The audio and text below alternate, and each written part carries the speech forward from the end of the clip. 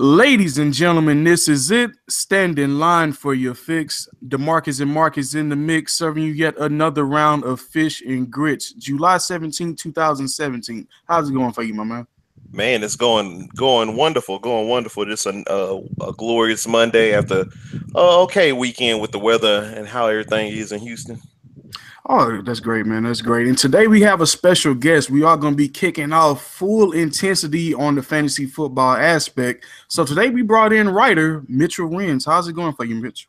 Hey guys, how's it going? Thank you very much for the invite. Happy to be here and excited to talk some football with you guys. I know, man. Let's just jump straight into it. Some big news that happened last night. Really, two big running backs in Texas got taken out. When you got Deontay Foreman with the big bust that happened on Saturday night, and then last night had an altercation with Ezekiel Elliott. Let's get more into Ezekiel Elliott. Do you feel like his stock is going to be dropping in the fantasy community?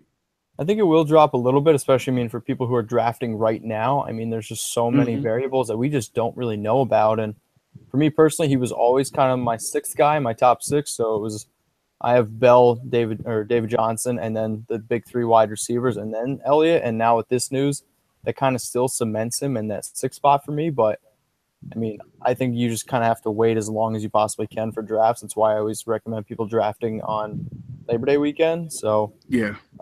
But I think it's definitely going to hit a stock a little bit. And it's a shame too, because we know Zeke is super talented, but led the league in rushing, yeah, no doubt. I also just wrote an article on Lamar Miller, so I think the Donta Foreman, that's another one. We just got to find out more info. I don't want to, these guys. I don't know what happened. I wasn't there, and I know you guys weren't there either. So, but exactly. I'm a big supporter of Miller. So.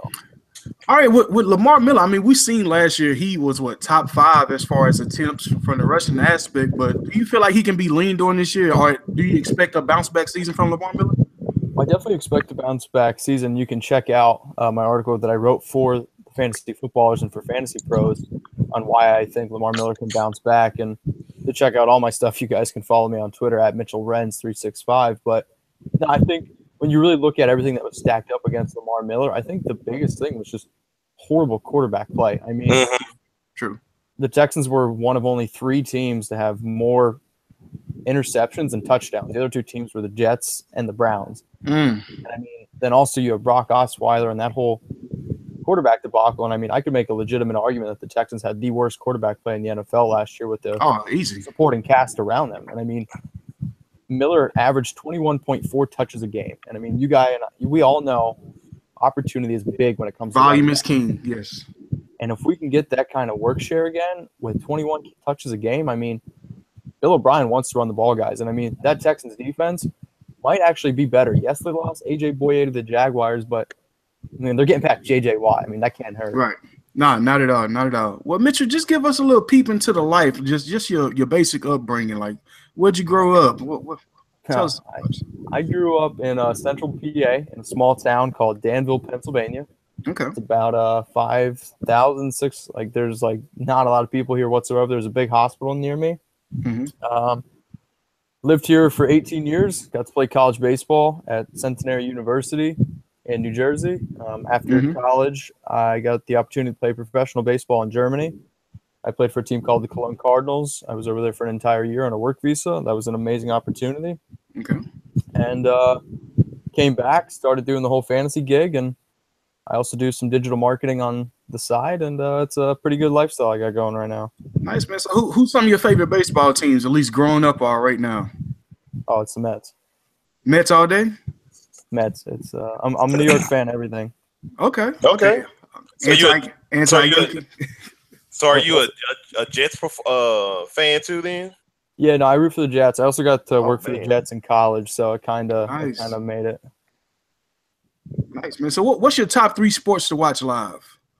Probably, to watch live, I'd say football. Honestly, hockey. Hockey is a lot of fun. Hockey is very underrated live. I must agree with that. It's some fun Airlines games in Houston. And then I guess baseball. I am a baseball fan, but no, it's definitely football, hockey, and yeah.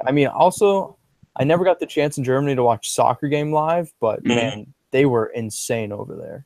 Yeah, and the thing I like about the soccer games is the commentators really have you tuned in on the game because Especially, I don't know what they're saying half the times, but their hypeness, I can match their level of hypeness. Yeah, honestly, I don't even think they know what they're saying half the time. They just talking when it was coming out. Go, go, go, go, go. But man, so what's your top 3 sports teams? I know you said the Jets. Well, I guess if we're gonna say, I mean, in all honesty, like I don't want to come off as like this huge like Jets supporter. I like the Jets, but at the end of the day, like if I have Tom Brady on my fantasy team and he's playing the Jets, I'm cheering for Tom Brady. Like, my fantasy team comes above all because I don't know. Once I really started diving into fantasy football, I didn't want any bias, so that's kind of why I do what I do. But honestly, I mean, if I'm gonna root for any team like the most, it's probably the Mets. I mean, I'm probably a Mets fan more in baseball than I am a Jets fan for football, but I don't really pay that close attention to like basketball. I'm more of like I support LeBron James. I like to just watch really unbelievable players, and that's kind of the more aspect I get out of it. So. No, that's cool, man. So how long have you been playing fantasy football? I've been playing fantasy football now for 12 years. Nice. We have a family league, and it is unbelievably competitive. I don't know if you guys know the series The League on the FX or on Netflix. Yeah. It's that and then some, and I mean that. Like, we refer to each other as like our names, and like it is 100% like what controls our family. Like our trophy's like 50 pounds. Dang. How many times you took the hardware home? Only once. Only one. Only once. Yeah. In 12 years. I like to say that my first 8 years I was young. So. Oh, okay. So now you're young guys. Yeah. I mean, I think I actually have the most wins in the league, but just haven't got that title. Some bad breaks at the end. And you know what's funny about that? With you playing in a family league, I'm pretty sure it's rough around Thanksgiving and Christmas and New Year's. Oh, it's amazing. Rough is an understatement, but I wouldn't have it any other way. True. I mean, like, we're already talking about the draft. Like, my grandfather's birthday is August 11th, and we're going to do, like, our draft picks on that day. Hey, that's pretty awesome. Okay, cool. So how many family members in that league? 12.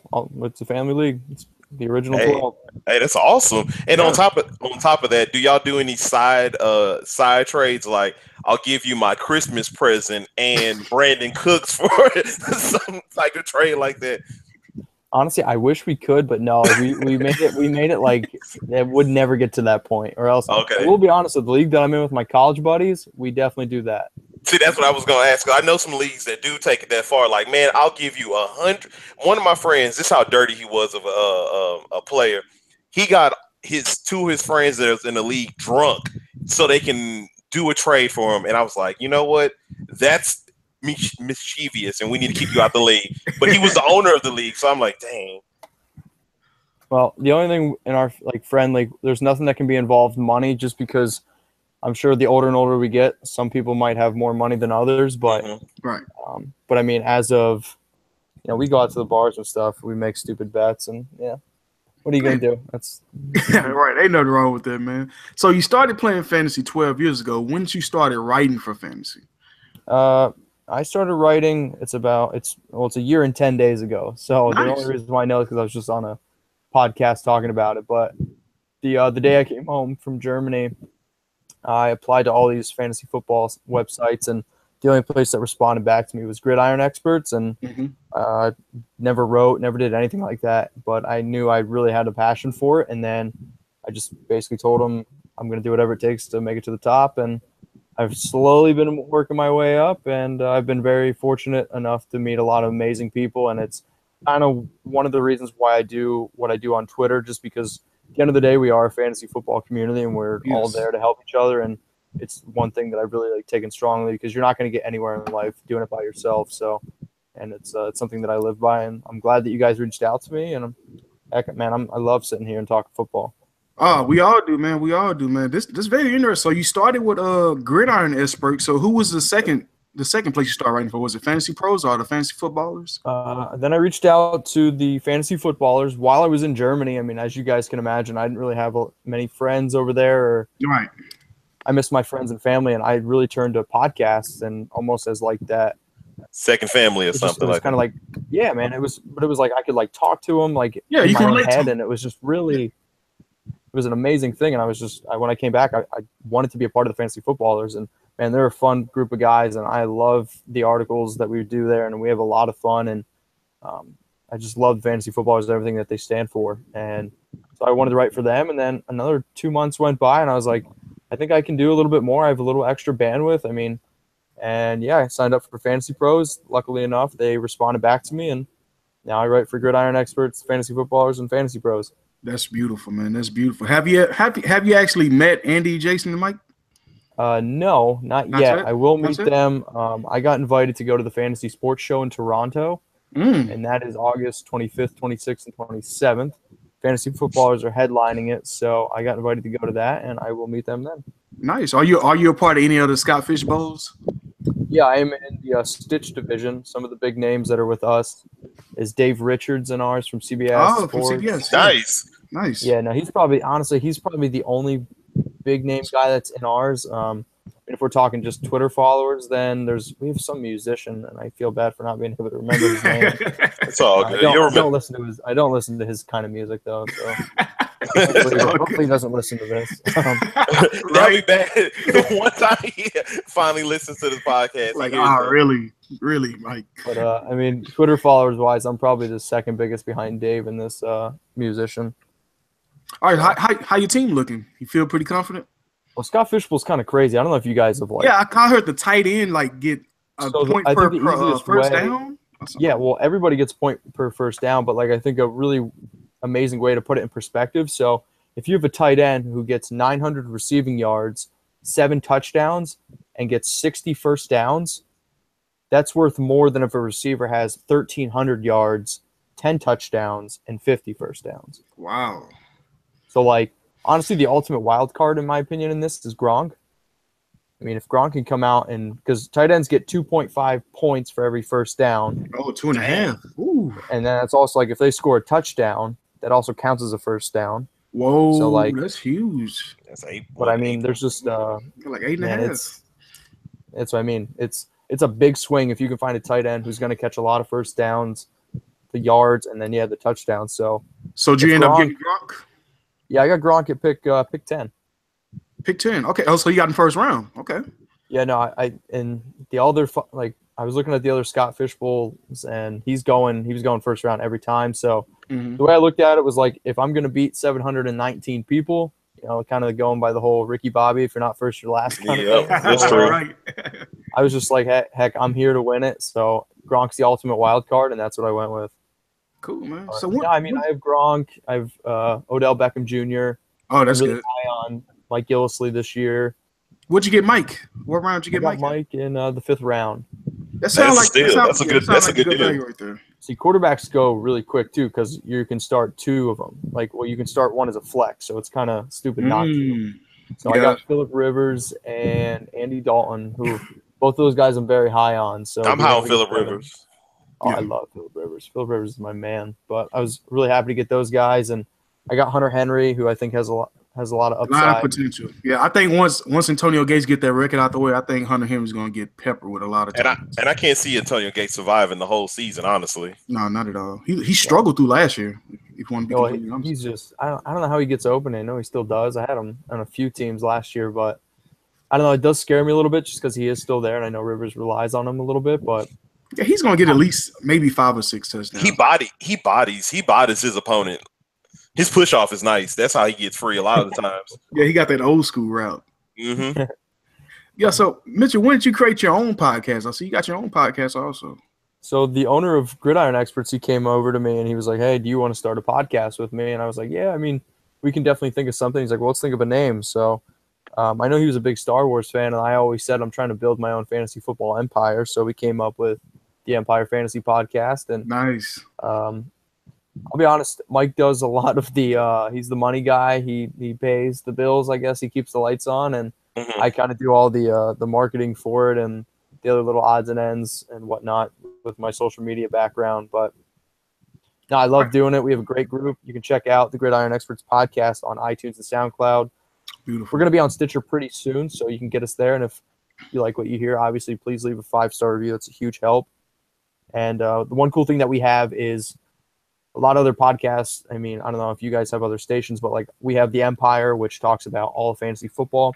We have the Old School Fantasy Podcast, also underneath the Gridiron Experts, which is kind of for that older generation, talking about football in like the 1980s and 1990s, Tecmo Bowl, Nice, all that good stuff. And we've had guests like Mike Clay, Sigmund Bloom, Scott Fish himself on with Jody Smith. He was Fantasy Pros most accurate in 2012, so he's got a lot of cred in the fantasy football world. And then we just started Trade Spotting, which is also under the Gridiron Experts podcast, and it's more about just dynasty trading and kind of more for those dynasty owners. So it's a really cool channel. You get 3 different shows in one, so please subscribe.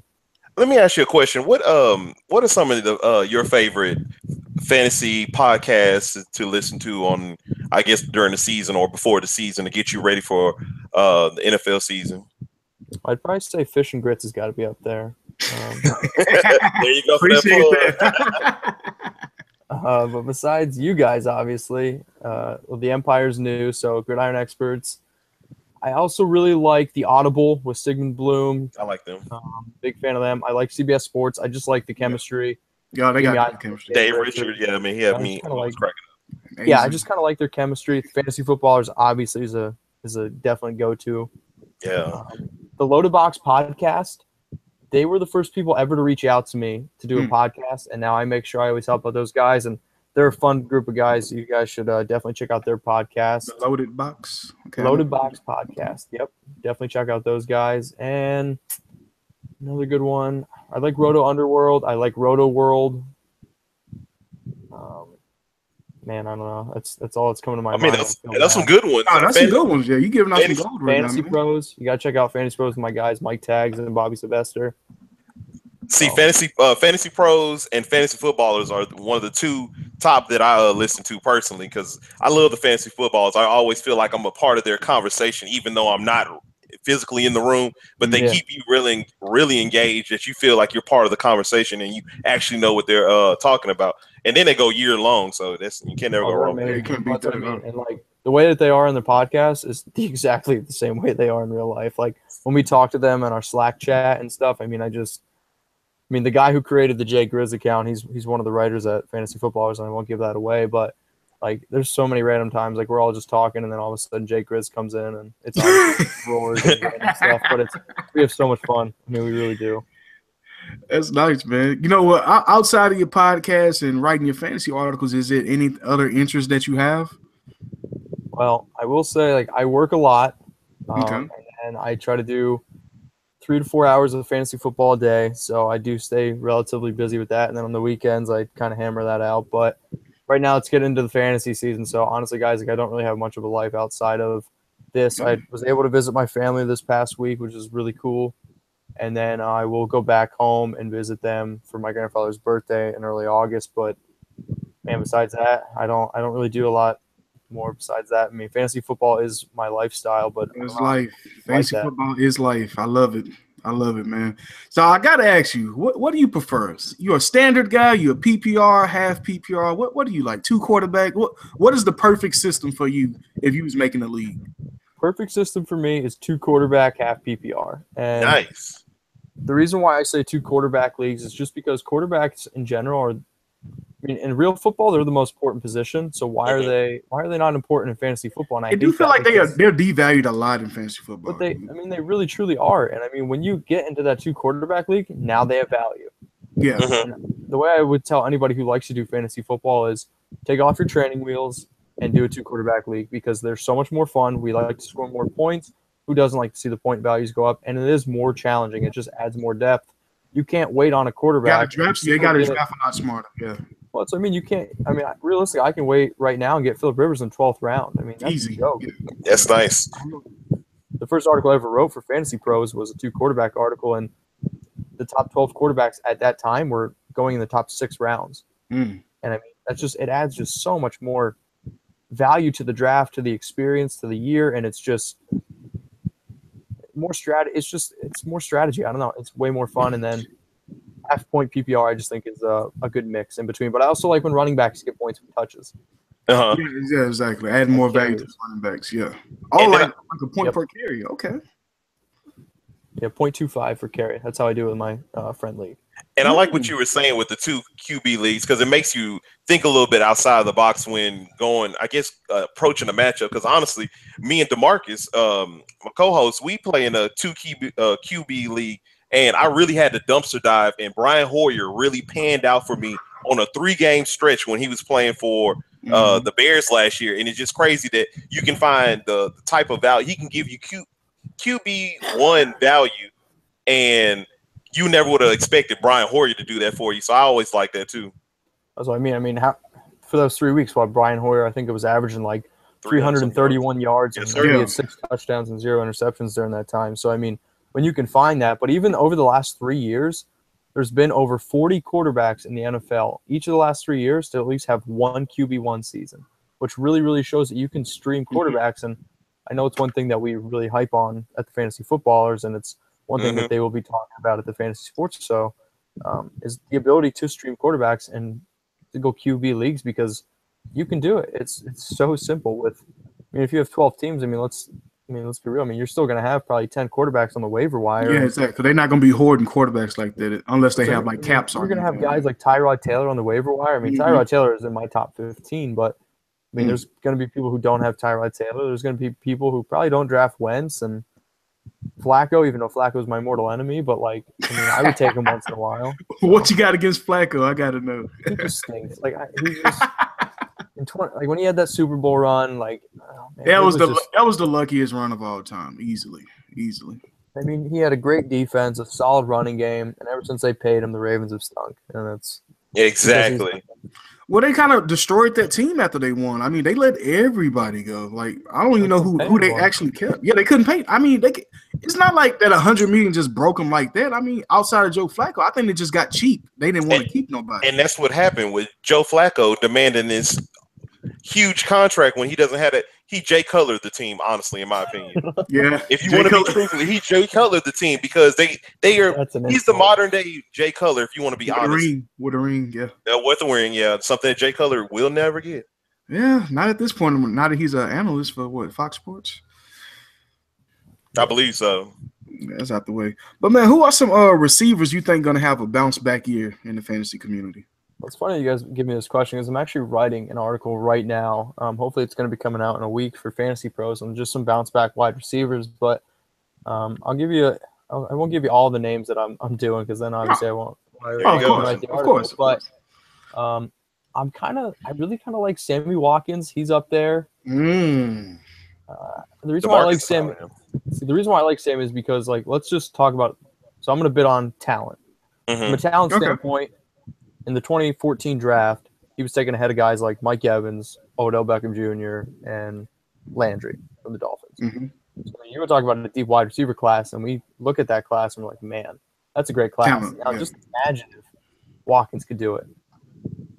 Through the first 3 seasons, I don't have the numbers in front of me right now, guys, but I encourage you to look up the first 3 years of Julio Jones and the first 3 years of Sammy Watkins. Julio Jones dealt with a foot injury. Yeah. Very, very similar to what Sammy Watkins is dealing with, and also Des Bryant, also Julian Edelman. And a lot of times that injury is the fractured foot. It's a Liz Frank injury, I believe, is the actual medical term. I'm not a doctor. I'm not going to claim to be a doctor. Understood. But it takes that second surgery a lot of times to really figure it out. And now Sammy Watkins has that second surgery. If he can come out and play like we think he's capable of playing, man, I love Sammy Watkins' talent. He's just has to stay healthy. No, I agree 100% with you, Mitchell. And the issue I'm having, I'm glad you kind of said the name because this is also a question I kind of wanted to ask you. But I'm having a struggle right now, but trying to choose who my third keeper is going to be between Sammy Watkins and Terrell Pryor. And I'm thinking Terrell clearly has the better quarterback. Do you agree or disagree? See, I agree, but my only question with you is, will Kirk Cousins be there next year? I'm looking more from this year's standpoint. I understand if I'm thinking about a keeper league, I should be thinking long term with Pryor. But you can also say the same thing with Sammy Watkins. Will he be a Buffalo Bill next year? Because he is going to be going into a contract year. I like that. I like the fact that he's not going to be a Buffalo Bill. Buffalo Bills have been bottom 2 in pass attempts last 2 years, Mm-hmm. and he's still putting up the numbers. That's a running team. That's LaShawn McCoy's fantasy team. When you look at it, don't get me wrong. Anthony Lynn is now the new head coach of the San Diego Chargers, which is kind of why my man crush for Melvin Gordon's getting a little out of hand, I think. But no, like I said, I'm going to bid on talent with Watkins, and I mean, how old do you think he is? Do you guys know his age? Watkins is he's like 25, 25, 26. 26. Yeah. 24 years old, but like think about it. So he's 24 years old, entering his 4th year in the league. What do you think of Michael Thomas? I mean, Michael Thomas is actually older than Sammy Watkins. Mm-hmm. Mm-hmm. But he also has a Hall of Fame QB too. I mean, I like Tyrod, but it's like Tyrod is clearly limited, and then you factor in the cold weather games, you know. But you also have to give Sammy Watkins a just due, because what do we talk about, DeMarcus? We love those players that are in contract years because they have something to prove, extra motivation. That's your extra when you have the little limp of your foot or something like that. You go out there and you put it on the field. And basically, the Buffalo Bills have no weapon besides Sammy Watkins. So, and LaShawn McCoy, but I have to have faith in Sammy Watkins that he can get it together, because he did have flashes last year with Tyrod Taylor, you know, even though that Sammy Watkins had the injuries that got on him, but him deep, I mean, they had a really nice connection, and I'm pretty sure they did some off-season work. I'm hoping. Definitely, I'm hoping for that too. I'll probably have to dive a little bit deeper into the schedule. Like Mitchell, do you take strength of schedule into account, like the beginning or toward the playoff season? Like what do you view, or do you not care at all? See, I'm not going to say I don't care about it, but it's more of a tiebreaker for me. So, like, if I'm looking at 2 players who I have really close to my rankings, exactly. I'll look at a tiebreaker, and I don't want this to come off as cocky, but I come in the playoffs in the majority of my leagues, so I will a lot of times look at weeks. Like who they playing like the last 4 weeks? For like that 4 being or 5 said, weeks, though, I mean, like, I encourage you guys to like look up this article, I believe, written by Jody Smith from Gridiron Experts, and it's simply Jody Smith, and it's the difference between each year. So like when that first strength of schedule comes out, and then how much different that looks at the end of the year. Yes, exactly. Because you start to figure out what teams got better at pass defense, or what team can stop the run, different things like that. Yeah. So it do change a lot. I remember last year I picked up Mike Evans in a bunch of leagues, and I'm not saying Mike Evans had a bad year, but they played the Saints week 14 and week 16. And he did nothing really. And he didn't do anything. But that's what I mean. Like, so you look at that and you're like, oh man, the Saints week 14, 16, that's money in the bank. Yeah. True. So like yeah, I understand what you're talking about. And then so many things that can happen in a season. So like that's tough. And then another bounce back player. This is a bounce back player that I have, a wide receiver that I have, and I wonder, is this on your list? I know we know you don't want to give out too much, but is Brandon Marshall on that list? Is he on the list for Fantasy Pros? No. Have I written about Brandon Marshall as a bounce back player for this year? Yes. Yes, I like it. I like Brandon Marshall. To be honest, he's the first guy I ever wrote an article on for Gridiron Experts. So I have. I'm a little biased.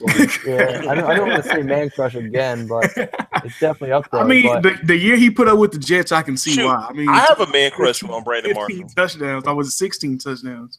Well, that's what I mean. I mean, in 2015, the guy had 14 touchdowns, tied for an NFL league. And I mean, if you go back and you look at his career, I mean, you just want to talk about a guy who is consistent. Exactly. I mean, if we take last year out of the picture, okay, 8 of the last 9 years, he's had over 1,000 yards. Mm-hmm.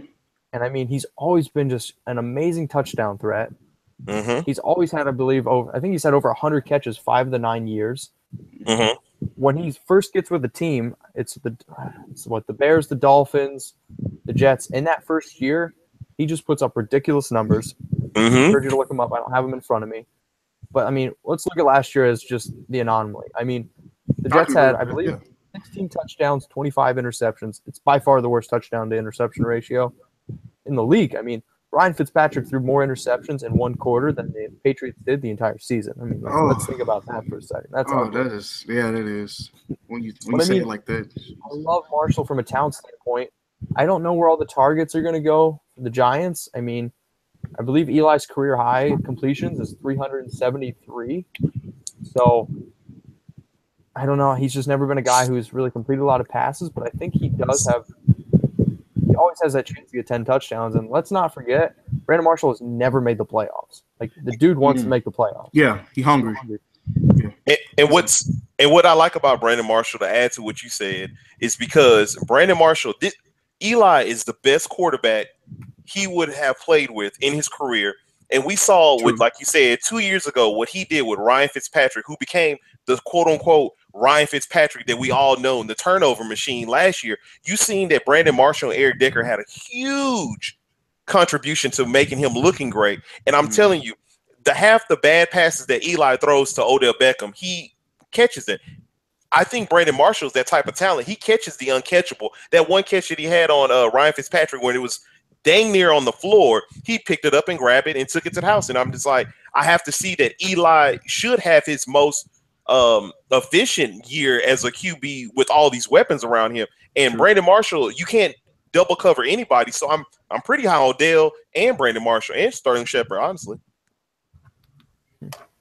No, I can definitely agree with that too, man. So, out of the running backs that you see that maybe finishes like a RB2, maybe a RB3, what running back can you see? You just give us one that's going to take that next step that you think will be able to break out and possibly be a RB1. Well, my biggest breakout is Mike Gillislee, and it's Nice. he's right now ranked as my RB12 in standard leagues, and I know I'm way higher on him than a lot of people, but that's going to start creeping up. It's a lot of mixed reviews on the depth behind him doesn't scare you at all with like Burkhead, and you talk about Lewis, James White, they don't scare you at all? See, Lewis doesn't scare me because, well, the reason why none of those running backs scare me is because none of them are Mike Gillislee. None of them are going to be in the same role that Mike Gillislee will be in. And I think the Patriots paid Burkhead the amount of money they did because he's a stud on special teams, and Bill Belichick loves special teams guys. So I think they had a few extra dollars to spend, and they threw that at him. Honestly, I wouldn't be surprised if Deion Lewis got cut. They just paid James White a lot of money, and he's probably going to be the pass-catching back. But True. I can agree. let me ask you guys this. I mean, I hope this is a pretty simple question. Do you think the Patriots will score a lot of touchdowns and get a lot of first downs? They're always at the 1 yard line. I mean, that's what they do. I can agree. But what I'm saying is, so last year, Mike Gillislee led the NFL in yards per carry, 5.7. He also had the highest percentage of first down runs. So that means 38.6% of his runs last year resulted in first downs. And I mean, that's an incredibly high number. And I mean, when you're talking about a guy with his skill set, and then on this Patriots team, which I could argue is the best offensive team the Patriots have ever had, which is kind of scary to really think about. Yeah. But how often do we see Bill Belichick find a guy in the division who he doesn't really maybe think is used correctly, and then takes him and turns him into a stud? I mean, Gillislee averaged 6 points. Chris Hogan. Yeah. That's what I mean. Chris Hogan, Wes Welker when he played for the Dolphins. Yeah. I understand like Darrelle Reeves is a Jet and he's on defense, but took him to the Patriots, won a Super Bowl. I mean, Gillislee last year in the 2 games averaged 6.4 yards per carry against the Patriots. And when I really think about how athletically gifted Gillislee is, and especially around the goal line, I mean, Blunt did just have 18 touchdowns there. Let's not forget that. But LaShawn McCoy is a world-class running back. He's an amazing running back, can do it all. Yes. They're taking him off the field to put on Gillislee. There's a reason for that. It's because he's that good. I can agree to that because he had a great season from the minutes that he ended up getting, and he was productive in those minutes. Even when I think it was a few games where LaShawn McCoy wasn't the greatest looking running back between those two, and just throwing him in there with the Patriots with all the offensive weapons that they have from Gronk to Dwayne Allen to Brandon Cooks. There's Mike Gillislee might pop off and have a quick 1,000-yard season. I can see him getting a double-digit touchdowns. So is the target round for you like officially the 5th round? Like it's like 5th round, if he's there, I got to get him. Are you willing to creep up into the 4th if you need a running back? In a PPR league, I normally wait till the 5th. In a standard league, like I'm not afraid to take him in the 4th. The only way I normally do that is if I also take another running back beforehand, because we've seen the Belichicks, and I'm not going to act like I figured out Bill Belichick, or else, to be honest, guys, I wouldn't be sitting here on this podcast if I figured out Bill Belichick. Exactly. You'd be rich. You'd be a head coach somewhere. That's what I'm saying. But no, like, I mean, it's all about how the draft unfolds in front of you. There's no doubt Mike Gillislee is one of my top targets in every draft, but if he's just sitting there in the 5th round, most of the time I take him. And I mean, if I'm really confident about the way that my draft started, I'm okay taking him in the 4th, but I like to just go with the value, get him in the 5th, and That's kind of one of the reasons why I don't normally go running back very early in a lot of drafts, because I know I can get guys like Mike Gillisley in the 5th. Or I'm really high on Samaje Perine. I think he's going to easily win out the role there. Yeah, we are too. Powell, Amir Abdullah. I mean, these are guys who I'm very high on. So, how do you feel about Isaiah Crowell? I'll be honest. He was one of my breakouts, I would say, in March, but now it's starting to lean the other way. Really? Well, his ADP is getting up there. He's probably running back 13 right now, and then in March it was probably like 18. The Browns' offensive line, I think, has a top 3 offensive line with all their additions that they've made. They're still the Browns, though, which like that kind of worries me. And they're playing from behind role. Yeah. Yeah, well, see, like Crowell did have 40 catches, like I get that. He did have average 4.8 yards per carry, but I went back and I watched every single run of Crowell, and he had 198 carries last year. And after I watched every single run, if you take away 16 runs, and believe me, I'm a big proponent of, I hate when people are like, oh, take away this run, take away that. He had a lot of long ones. So. He had a long ones. He broke off. Well, he had the longest run in the NFL last year with an 85-yard touchdown run. But the one thing that I noticed was he was coming in late in games when the Browns were getting smoked. And he had 16 runs especially, where it was like teams in a prevent defense. Nobody's in the box. And he'd get like 20, 30 yards. But out of his 198 carries, I documented 16 runs out of like those kind of formations. And if you take away the 16 runs when the teams are like in that prevent defense, Crow actually only averages like 3.1 yards per carry. Oh, and that is like Todd Gurley look. But I agree. He's right. He got a whole bunch of garbage time yards. So like, and I like Duke Johnson though. Like Duke Johnson is the all-time leading rusher at Miami. I mean, we're talking to guys over Clinton Portis, Frank Gore, Lamar Miller, like really, really solid running backs. And I mean, Duke Johnson can run the ball, but man, I don't know. Crowell was really highly touted coming out of high school. I think he was the #1 running back recruit. Went to Georgia, made some bad choices, and then ended up, I think, going to Alabama State, I believe is where he went, or Georgia State. I don't know. Regardless, but I mean, they seem to like him there, but his ADP is just starting to creep. Starting to get too rich for your blood. What's the perfect round that you would be like, okay, I can take Crowell here? Probably the 4th, but he's not going to get to me. Okay, that's fair. And what is the one player that you feel that's going to get drafted in the first round that could be a bust? Well, my normal go-to answer for that is Jordan Howard, if he's technically going in the first, which I've seen him go in the first in some. I don't know. When I look at Jordan Howard, I really think there's a lot of just bust potential. I like Jordan Howard as a runner, but he's on the Chicago Bears, who offensively is just scary beyond end. Yes, they actually have a very solid run offensive line, but I don't know. I mean, I went back and I looked, and over the last 4 years, there's been 5 rookie running backs to have over 180 standard points in the season.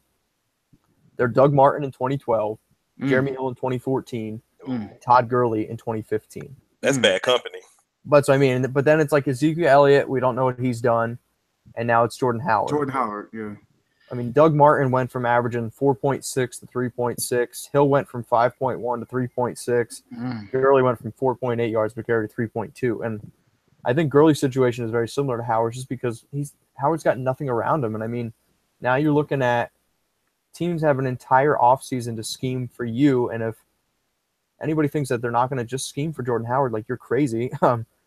He's really their only threat there, and yeah, because nobody scares you at receiver. I mean, what they got? Victor Cruz, Kevin White. You know, it's not Cam Meredith. But I don't know. I like Howard as a runner, but he does not impress me whatsoever as a pass catcher. And I don't remember who told me the stat, because they found it, and I can't give him credit for it, and I don't know it exactly, but Jordan Howard last year was one of the worst running backs in the league against stacked boxes of like 8 or more. And I mean, I don't know, Mike Glennon is not a proof passer, and I think teams are just going to be like, all right, guys, beat us with the pass. I mean, we're going to take out Howard. So no, I can definitely see that. I mean, he did finish second in the league in rushing. Two rookies finished first and second. That's first off. That's uncalled for. But he also only had, 3 or 4 or 5 touchdowns. So the touchdown number, it may not change much. So he's really yard dependent. So if they stack in the box, he's not going to get 100 yards a game to get to like 1,500, 1,600 yards. So I can definitely agree with that. I can see him being a bust. Cool. Who are some of the guys when you look at your team, you're like, you know what, I gotta have this specific player. Like I'm gonna risk it all just to get this guy on my team. Who's that player? Wow, risk it all. So, like I said, I'm a big fan of Amir Abdullah. Okay. I think he has the potential. PPR only or PPR in standard? Honestly, I don't really think it matters. I think he can be used in all aspects of the game. I think he's the kind of running back who really could make or break your season this year. And I mean, I'll ask you guys. When you think of Amir Abdullah, what do you think of? I recently put out a tweet, which you guys can probably find it at Mitchell Renz 365. But it was, give me an emoji when you think of Amir Abdullah. A confused face. That'll be my emoji for him. Because if you watch any of the games, I don't know what the Detroit offense wants to do. Sometimes he has games where, okay, it looks like he's about to take off, and then all of a sudden the whole offense is switched, and then he's left out to dry. Then again, he gets hurt. And then another thing is with that Detroit offense, they don't have enough weapons to, I guess, like with the Jordan Howard thing, to make him efficient. You know, the one thing that always stands out to me with Amir is like he's explosive. You can see it. I've seen it in college. We've seen it in the preseason twice. So he always has these spurts where he can show off the skill. Like, man, this guy can be a starting tailback in the NFL. But you just haven't seen it put together. So I see what you mean with that confused face, because it's like, man, I see the top 10 potential, like as far as talent, but he just can't put it all together. And that's what kind of frustrates me with him. So I'm going to hopefully give you guys a little more confidence in Amir Abdullah. Okay. I got a lot of like the ambulance. I got a lot of injury, symbols and all that. And Amir Abdullah did miss much of last season. I get that. But would you consider a guy who's never missed a game throughout college or the NFL to be injury prone? No. Last season was the first time Amir Abdullah has ever missed a game in college or in the NFL. It's the first time he's ever missed a game. So we're talking 5 out of 6 years. The guy's got 1 year where he didn't play all games, all of them. So there's that. And then the one game that he did play last year, he got 17 touches in him.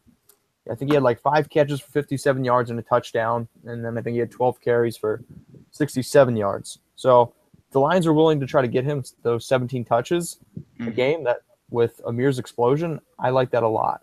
They did lose Taylor Decker, their offensive lineman, who is a stud in the run game. But yeah, for the first Matthew Stafford is a pretty solid quarterback. I mean, he did actually lead all quarterbacks in fourth quarter comebacks last year, and that is true. He had like 7 or 8 of them. Yeah, 8. Yep.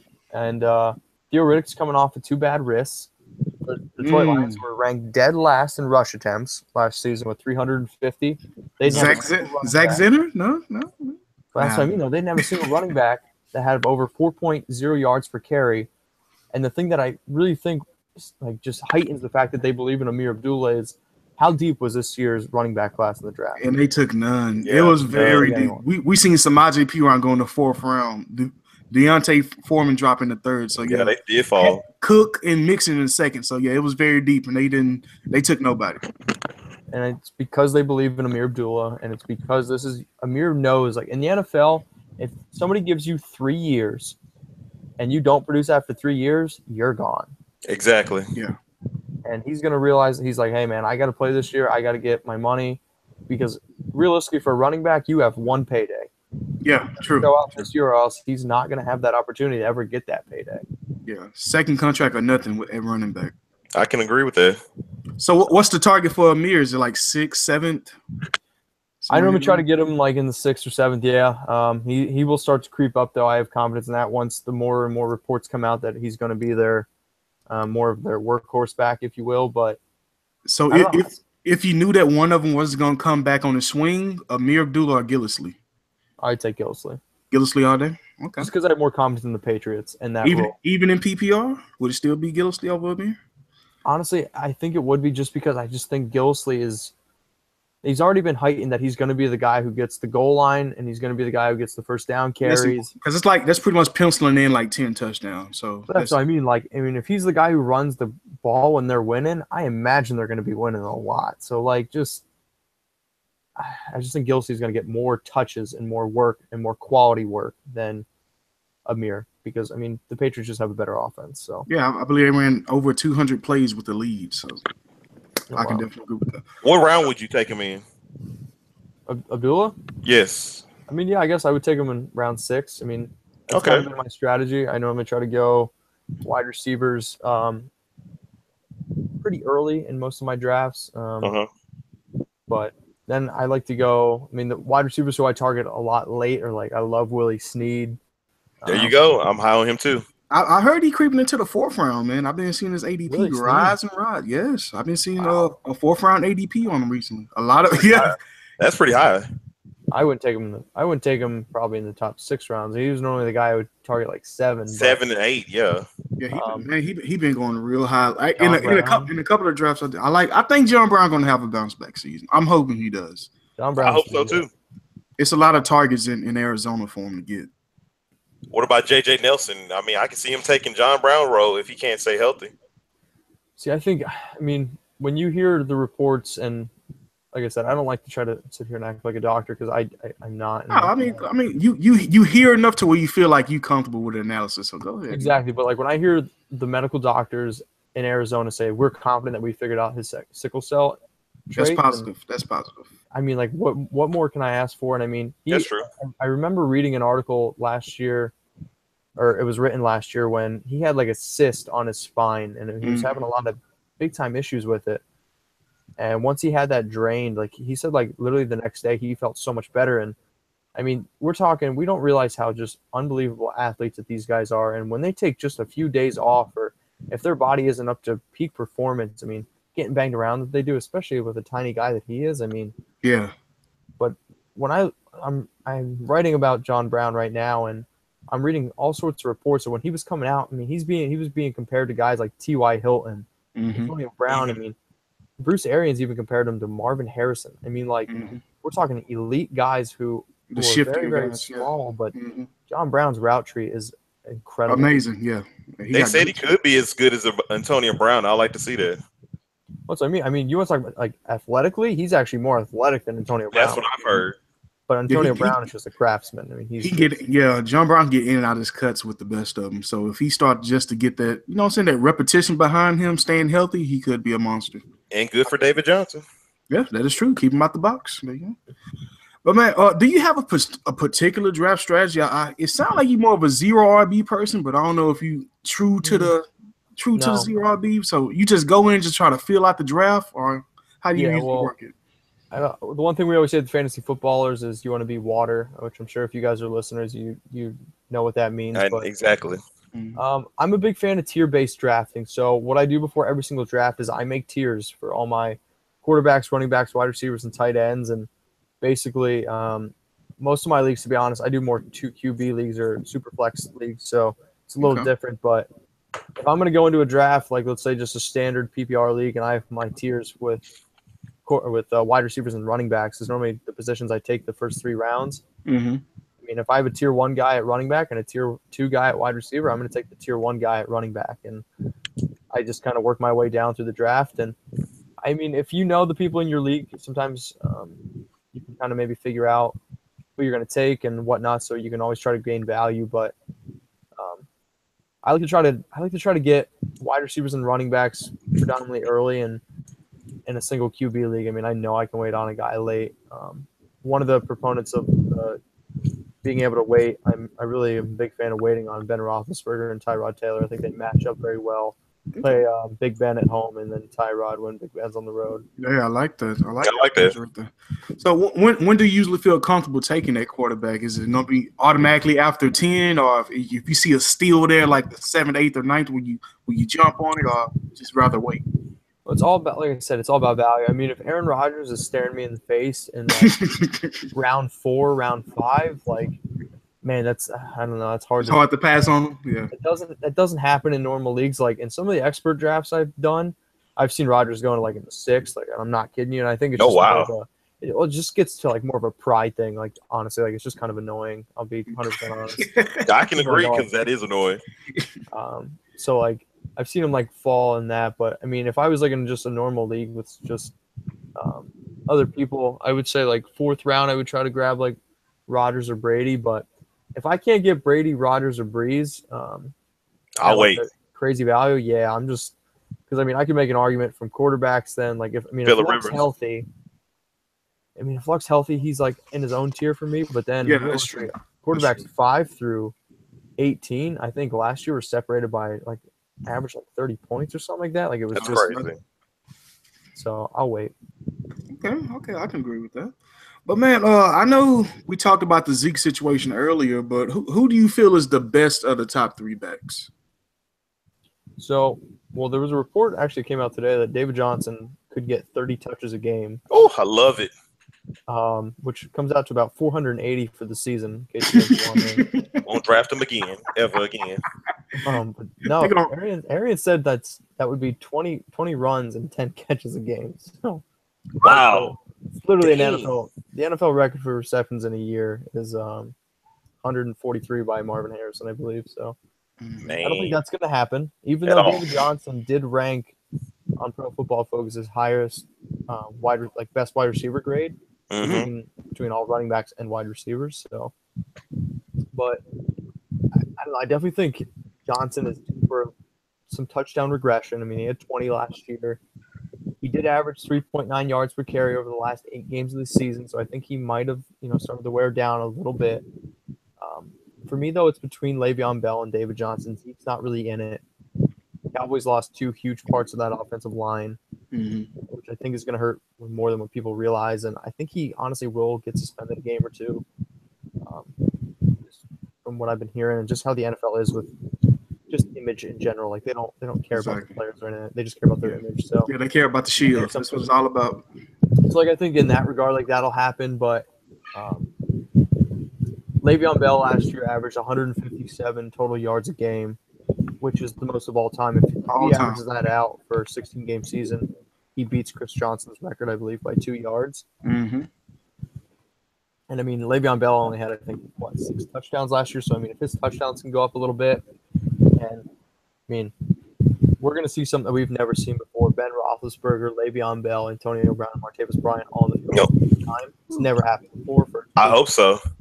Well, that's right. We're still a few months away, but God, I would love to see that. But man, speaking of Martavis Bryant, what would you feel comfortable drafting him? Or is that one of the guys that you would probably want on your team? I believe Martavis is my wide receiver 24. And he's a guy where if I can get a stud, a wide receiver who I'm just super confident in, and as my first pick, I'm okay taking Martavis as my wide receiver 2. I don't really like 2, but if I can land a guy like Odell Beckham, and maybe take Martavis 2, but I like taking Martavis as a 3 because I just think he has just so much upside. Yeah, I'm thinking so too. But back to the running backs, honestly, it's Le'Veon 1, just because I think he just has the most upside in my opinion. Contract year too, so exactly. Got a lot to prove. Man, what rookie receiver and running back do you think will have the biggest fantasy splash this year? Excuse me. Rookie running back, I'm gonna go with Samaje Perine. I know I kind of hinted at him before, and we're talking about a guy who's 5'10", 235 pounds, and his 32 bench reps, man. Dude is strong. He is a full-grown man. Solid. His legs are I always say redwood trees. No, him and Joe Mixon, they're built, dude. I seen a picture of Joe Mixon and Melvin Gordon standing next to each other. He's way bigger than Melvin, dude. Joe Mixon is huge. What I'm saying, I guess I like Perine. I like Fournette, and I would take Fournette and Mixon over Perine, but I just think the ultimate value pick is Samaje Perine. Mm-hmm. From a talent standpoint, Joe Mixon, I think, is the most talented running back in this draft class. I think he can do it all, and I think if it wasn't for his off-field issues, I think he could easily be the number 1 running back. But out of all the rookie running backs, I target Samaje Perine because of where you can get him in a draft, and I think he's going to be the workhorse running back for the Redskins. And he's got to beat out Matt Jones and Rob Kelly, and they're won't take more boring than their play. So. Yeah, that won't take much. What about a rookie receiver? See, this is where it's going to get interesting because Mike Williams is dealing with some issues. John Ross is dealing with some issues. Corey Davis, I read he's actually expected to be the fourth most targeted receiver. He got a lot of people in front of him, and that's a run first offense too. So yeah, I mean it's interesting too because we saw last year with all the wide receivers that were taken in the first round of the 2016 NFL draft combined scored 148 fantasy points. Michael Thomas scored 163. So I always think that's a funny stat to throw out. But that's my guy. Mike was just a beast last year, though, man. Oh man, I'm trying to think of who the wide receivers. I know Zay Jones, maybe. I mean, he's. I do like Zay Jones. I mean, he definitely could put up in Buffalo, especially with all the injuries Watkins is having. And I did just hear a report coming out of LA with the Rams that said Cooper Kupp's going to lead all rookie receivers in receptions. So that's interesting to me. Well, if he line up in the slot, he'll have all day to eat. I mean, it's not a lot of talent as far as pass catchers in. Exactly. Yeah. Besides Tavon Austin, and you know how we feel about him. I don't know. Oh my goodness, Tavon Austin. I don't know if you guys actually eat grits or what, but I mean, I feel like the equivalent to getting passes from Jared Goff is just eating just grits. Man, if that's what you're saying, he's going to eat all day. I mean, I guess that's all he's going to be fed. You guys can keep the grits. I'll keep the fish. But you want the good stuff. You want the good. I agree with that because I don't see much productivity coming out of that offense. Honestly, that's an ugly offense. I mean, I do think it'll be better without Jeff Fisher. I mean, Jeff Fisher probably would order grits over fish, but. How did you view Jeff as a coach? Like, did you think he ever had any good seasons? Do you think he just was blessed with a lot of talented rosters when you talk about the Oilers or Chris Johnson coming out of nowhere, Vince Young's success? Do you think he ever actually coached a team to success, or was it just the rosters? Well, I mean, I don't even know the last time he had a team over 500. I know, that's what I'm saying. But Jeff Fisher, I think, was a better coach when the league was slower. Yeah, it kind of outgrew him a little bit. Well, it definitely outgrew him. I mean, he was just so afraid to change, and I think we see that a lot of times. Stuck in his ways. But I mean, I don't think he was the worst coach in the NFL last year. I mean, I think Gus Bradley, the Jaguars, was the worst coach in the NFL. And his team, when Gus' team gave up on him that Thursday night game against Tennessee, I was like, man, he completely lost. Well, Gus's play calling is why they gave up on him. Yeah, well, that's what I mean. I mean. It's one of the reasons why Allen Robinson is a bounce back receiver for me is because nice. Gus Bradley in a career has a coaching record of 14-48. Okay. That's the second worst winning-loss percentage in NFL history. Jesus Christ. If you guys can name the guy who has the worst win-loss percentage, I will personally fly you to Pennsylvania. I wish I knew, and I don't. Worse than him? I want to say Mike Munchak, but I doubt it's Mike. So the guy's name's Burt Bell, and he coached the Browns from 1936 to 1941. So there's that little stat nugget for you. But when Gus Bradley left, and I think we can both agree, who do you think's the most talented offensive player last year that the Jaguars had? That the Jaguars had? Allen Robinson. Easy. Okay. In the two games that was not coached by Gus Bradley, he had 12 targets in both of those games. He ate that. He ate when he left. I saw that, especially in the tail end of the year, because I traded him off, and I just saw, all my fantasy frustration just come to fruition with somebody on somebody else's team, and I was highly upset. That's what I mean. I mean, you get your best players the most opportunities to succeed, and I mean, in those two games. Yeah, Robinson only had 5 catches for 82 yards in the first on 12 targets, but he had 9 for 147. And I mean, the guy just had 14 touchdowns the year before that. And yes, a lot of it was in garbage time. I believe Blake Bortles that year threw 14 touchdowns in the fourth quarter and only 2 in the first quarter, which kind of just shows. I think he had 33 touchdowns for the season. He had a lot came in garbage. Yeah, I mean, Blake Bortles. I don't know. I know, right? I don't even know why they gave him the 5th year out. They should just let him play it out and just make a decision at a later date. But I don't know why they gave him the 5th year, especially at that much. Cause I think he get 25 million on the 5th year. That's ridiculous for Blake Bortles. Guy's got more. What is he's got 11 career pass pick sixes and 11 career wins. That's like Matt Schaub-ish right there. Oh, it's worse than Matt Schaub. I think the best part is he's got 69 interceptions or turnovers. That's what it is. That's nasty. That's ridiculous. That's real nasty. 69. But man, I see you said Allen Robinson. Do you expect Allen Robinson or DeAndre Hopkins to have a better year? Just to compare those two guys that had double-digit touchdowns, then slumped last year. What do you expect out of those two this year? I think I have Robinson ranked higher than Hopkins, and honestly, one of the ways that I got the writing jobs that I did, DeAndre Hopkins last year was like my biggest bust. I believe he was like out of my top 16 or 17, and he was like going first round in a lot of people's drafts. And it's just because I looked at Brock Osweiler, can't throw the ball deep. DeAndre Hopkins has never been a yards after the catch kind of guy. It was written all over the wall. People just couldn't get with the narrative. They didn't want to believe it. A great player, but I mean, when you look at the Texans with Bill O'Brien has never been a team that leans on its pass. He's always top 5 in rush attempts. Yeah, but I mean, he's going to lean on his run game. He has a great defense, and I mean, I don't know who's going to play quarterback for the Texans, but they don't have a quarterback I don't even know on their roster that's ever thrown a touchdown. Nope, none at all, sir. Tom Savage has never thrown a touchdown pass in the NFL, and I know Watson's never either. And Brandon Wheaton's Brandon Wheaton. He's not going to be a real starter. He's a camp body. That's all that guy is. Yeah.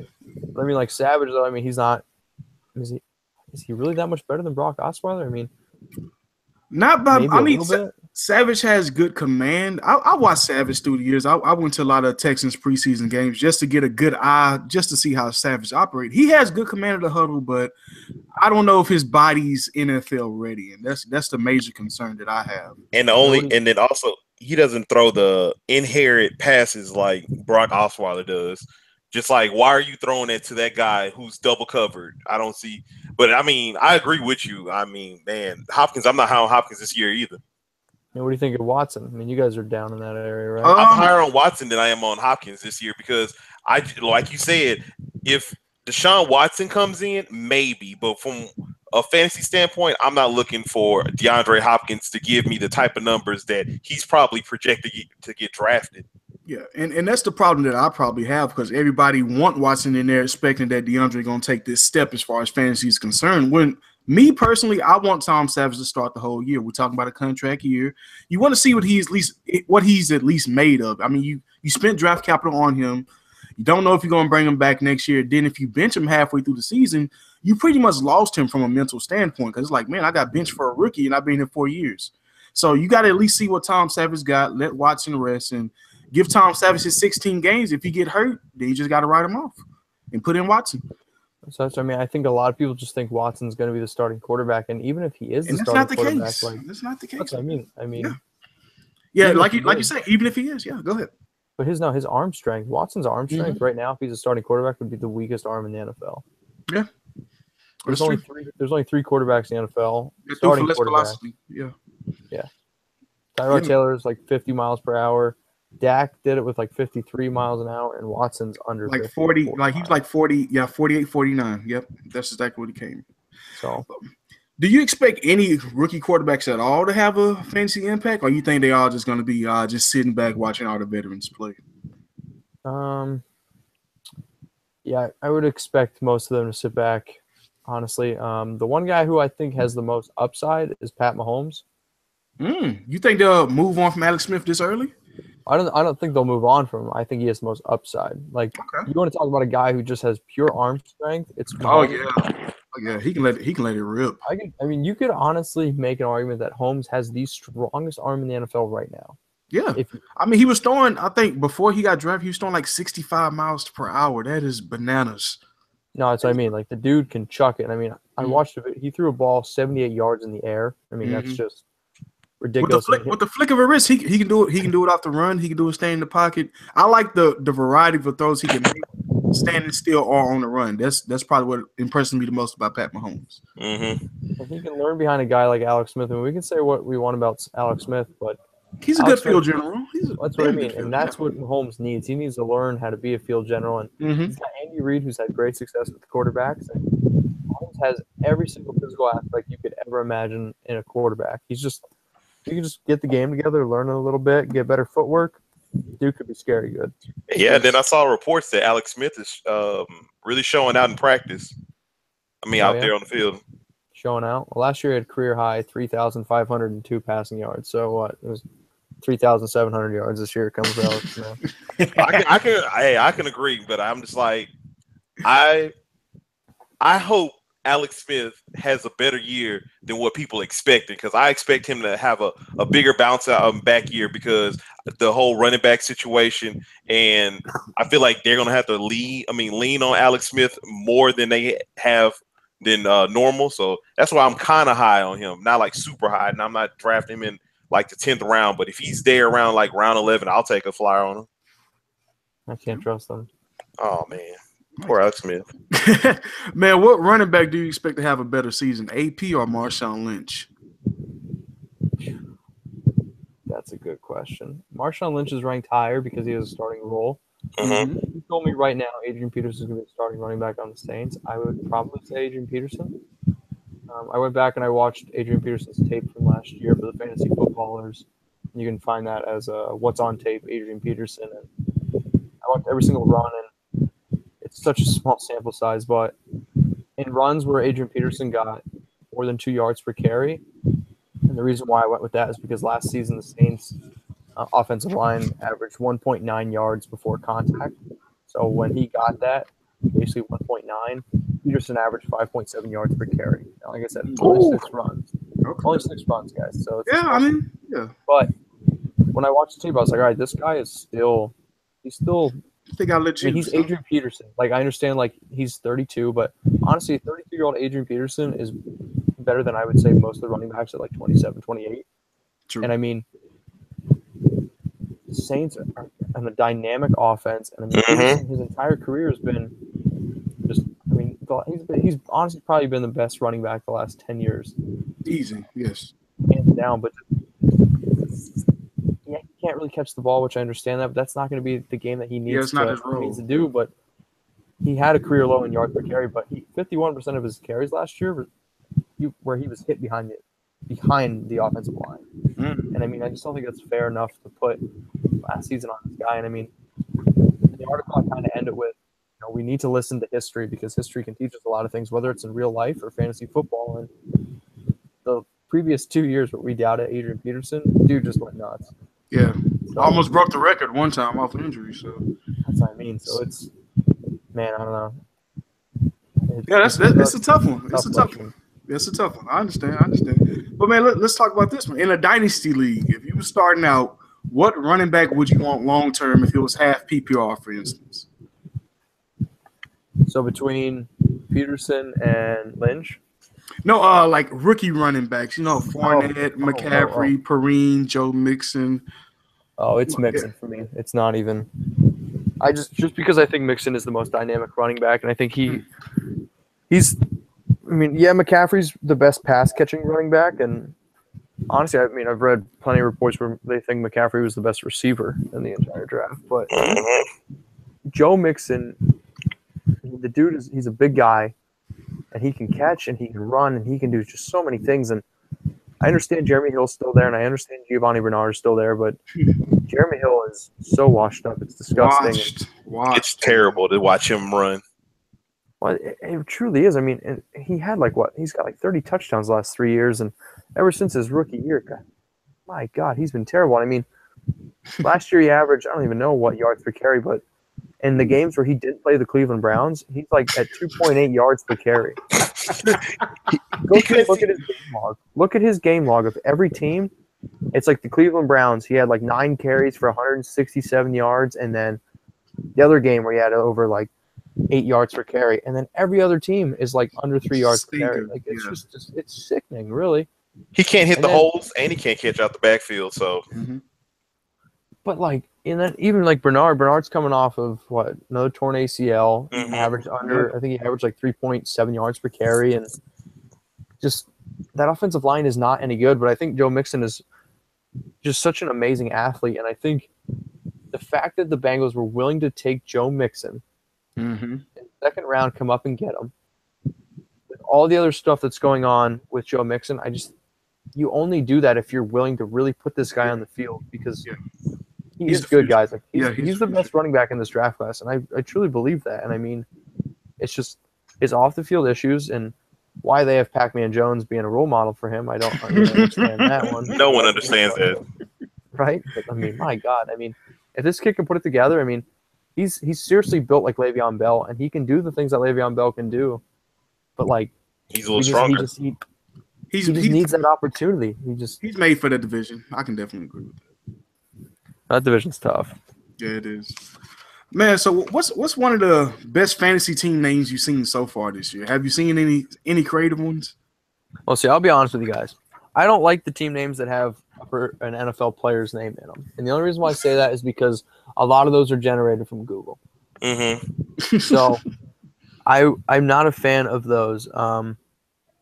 Honestly, I like names that are really creative where they're like inside jokes with like your own team name and your own team leagues and stuff like that. So the one I always like talk about like on our podcast is I'm a big fan of like Will Ferrell. I'm a big fan of comedy movies. So in our league, Mike and I, obviously his name's Mike, but from the other guys, Dirty Mike and the Boys. You guys know that word, so, I'm Dirty Mitch and the Boys. That's my favorite movie, dude. People do not like other guys, and I love that movie. Dude, I love it. Honestly, at work, I have an alarm. I have an alarm at work, so every time at 9:15 goes off, I'm always like, "All right, guys, have a great day," and then everyone's just like, cut the shit. So I did a desk pop. Did my first that jump that The Rock and Samuel Jackson did on top. Dude, there goes my funniest shit I've ever seen in my life. It's the funniest thing ever. I've had to go see. I haven't seen that movie in years. I've had to go see it. I love it. Just because, like, and I mean, even like my logo is, like, thanks for the F Shack, and my coach in college actually, he had a Prius, and that's like how I actually got the idea. It's actually been my name for a few years, and I wrote on it, thanks for the F Shack, Dirty Mitch and the Boys. I like that, Mitch. I like that. Appreciate that. So that's my favorite team name, but I don't know why. What do you guys have? Man, I haven't seen none so far. It seems like a lot of people haven't even activated their leagues or anything. It's still kind of new to everybody right now as far as the season getting started. So, man, I haven't seen no creative ones yet. The only one they all seem generic. I saw one the other day that someone said, I don't know what I was listening to. It's like forgetting Brandon Marshall or something like that, and it's like a picture of them holding Brandon. I thought that was pretty clever. It's my favorite movie, Forgetting Sarah Marshall. It is one of my favorite too. You're talking about movie quotes. If we were going to get into a movie quotes episode, you guys let me know. We got you, Mitch. Oh yeah, man, we got to bring you on for one of those episodes because I have that movie. I Love You, Man. Super bad. Speaking of that, have you seen any good movies lately, Mitchell? Have you caught anything that came out lately? Have I seen any good movies? Like new movies, honestly, guys, no. I've been just so fantasy focus driven. I understand. I have been watching The Office a little bit more. Okay. I'm from Central PA, so like the whole like Scranton area, so like that's been kind of a cool thing to watch. But honestly, like if I get any free time, I watch The Office, and I try to watch about an episode or two a week. So. I mean, you can't go wrong with a little bit of Michael Scott in your day. Yeah, I know, right?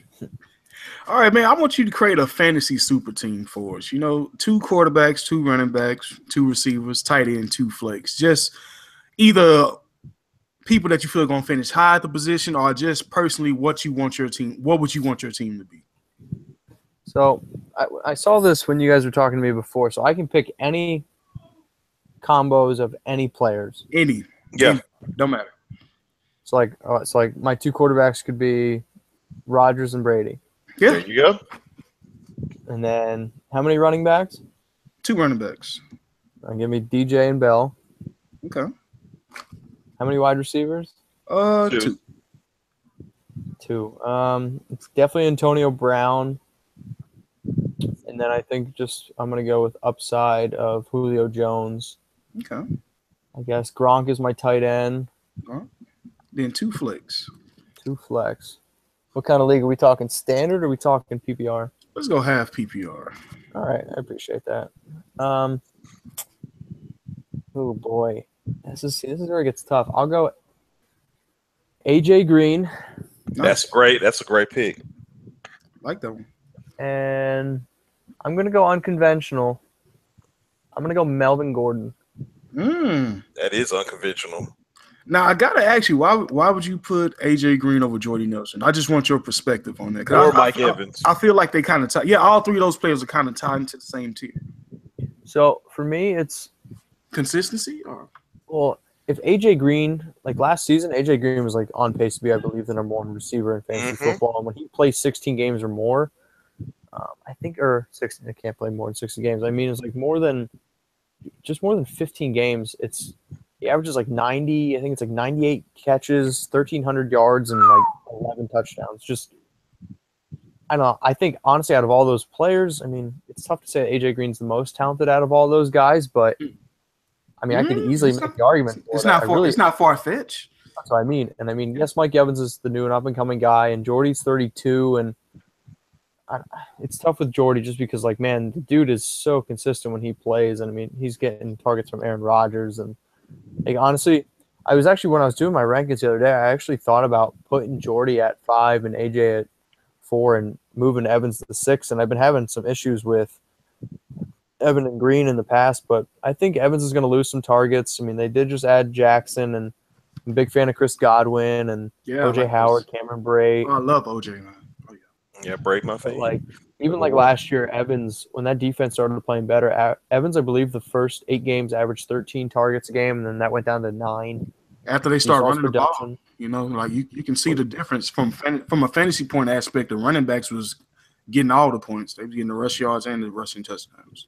Well, they were playing better. You know, like their defense started balling out. Stepping up, yep. McCoy finally got healthy on that defense. And, I mean, obviously they were in more positive game scripts, so they didn't have to rely on Evans as much. So I think that's something that we could look into, and I think that's why Evans is my wide receiver 6. But that's a good question mark, honestly.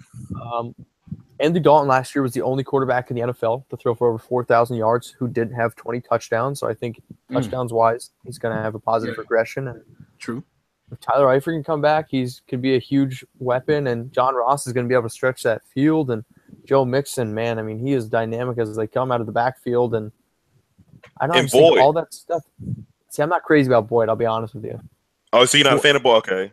Boyd is, in my opinion, a very vanilla receiver who does everything basic. He's like I don't know if you guys ever played like anything with like Mario Kart or anything like that, but he's basically like Mario. He does everything balanced. He's not really good at anything. He's not good at nothing. Nothing stands out about him. Plain Jane. That's what I mean. Like that's kind of how he is, and he's like a worse version of Larry Fitzgerald, I guess, if you want. Hey, I can see. I can honestly. You're right, because when AJ Green went goodbye, I mean, he wasn't even a threat. What's his name came in and he was more productive than him. LaFell. And I was like, what? Who's washed up with the Patriots is outshining you. So you have a point. And AJ Green, the argument can be made that he is a top 4 and he can crack that top 3. Yeah, easily. There's no doubt he can. I mean, he was averaging 96 receiving yards a game last year. It was second highest in the league. And I mean, like I said, he's just, in my opinion, before he got injured, I mean, that's what it's about for me. I mean, I'm going to look at talent. I mean, the guy is only 29 years old, and I think they are due for positive touchdown regression. And Andy Dalton's been a top 5 quarterback, and I don't know, man. That's kind of why I just lean Green. No, I like that. You know, man, you already gave us a breakout and a buzz, so man, give us 2 sleepers for the people before we get you out of here. 2 sleepers. All right, I'll let you guys pick the positions. You guys want something that's different than?